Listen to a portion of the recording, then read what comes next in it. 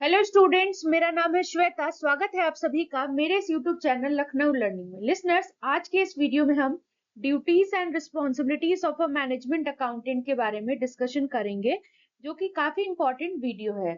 So listeners, आइए देखते हैं कि क्या क्या ड्यूटीज हो सकती हैं, क्या क्या जिम्मेदारियां होती हैं एक मैनेजमेंट अकाउंटेंट की। इन फ्यूचर अगर आप मैनेजमेंट अकाउंटेंट बनते हैं तो आपको क्या क्या जिम्मेदारियां उठानी पड़ेंगी, क्या क्या ड्यूटीज को फुलफिल करना पड़ेगा, उसके बारे में आइए जानते हैं। सो लिसनर्स, अगर आपको मेरा ये वीडियो अच्छा लगे तो लाइक शेयर एंड सब्सक्राइब करना बिल्कुल ना भूलिएगा। लास्ट में अपना फीडबैक जरूर दीजिएगा। अब देखते हैं, जैसा कि आप स्क्रीन पर शो हो रहा है listeners, duties and responsibilities of management accountant, यानी कि मैनेजमेंट अकाउंटेंट की क्या क्या जिम्मेदारियां होती हैं, क्या क्या कर्तव्य होते हैं, उसके बारे में हमें बात करनी है। ड्यूटीज एंड रिस्पॉन्सिबिलिटीज के बारे में तो पहला बताया गया है प्लानिंग एंड बजटिंग, यानी कि मैनेजमेंट अकाउंटिंग प्लानिंग और बजटिंग में दोनों में हेल्प करता है। यानी कि assist in formulating long term financial plan, यानी कि ये क्या करेगा पहले कि लॉन्ग टर्म फाइनेंशियल प्लान और स्ट्रेटजीज को कैसे फॉर्मुलेट किया जाए, इसके बारे में ये बताता है। फिर ये बजट को कैसे प्रिपेयर करना है, किस तरीके से मैनेज करना है, किस तरीके से मॉनिटर करना है, उसमें भी ये बहुत हेल्प करता है। नेक्स्ट तीसरा पॉइंट दिया हुआ है लिसनर्स कि ये बजट वेरिएंसेस को देखता है, एनालाइज करता है, विश्लेषण करता है और बताता है कि यहाँ पर हम चीजों को सही कर सकते हैं, करेक्ट रिकमेंडेशन प्रोवाइड करता है। नेक्स्ट आता है कॉस्ट मैनेजमेंट। कॉस्ट मैनेजमेंट में क्या बताया गया है कि ये डिटेल्ड कॉस्ट रिकॉर्ड, जो भी प्रोडक्ट से रिलेटेड हो और प्रोसेस से रिलेटेड हो, वो मेंटेन करके रखता है।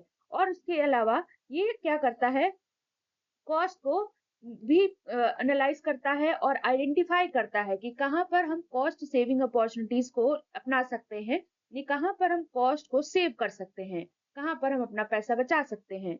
नेक्स्ट आता है implementing efficient cost control technique, यानी कि ये जैसे किस तरीके से हम किसी भी कॉस्ट को, किसी भी चीज के कॉस्ट को कंट्रोल कर सकते हैं, उस टेक्निक को इम्प्लीमेंट करता है और भी बहुत अच्छे तरीके से।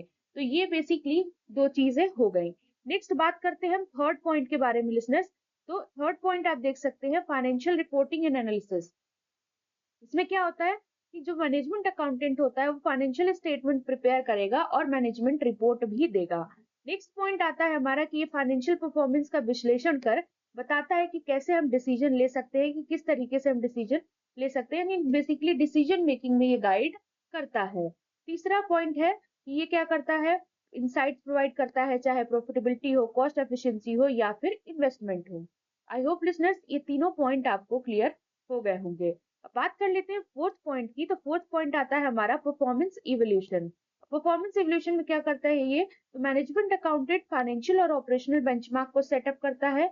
फिर ये ऑर्गेनाइजेशन की जो भी फाइनेंशियल और ऑपरेशनल एफिशिएंसी है उसका मूल्यांकन करता है, एवेल्युएट करता है।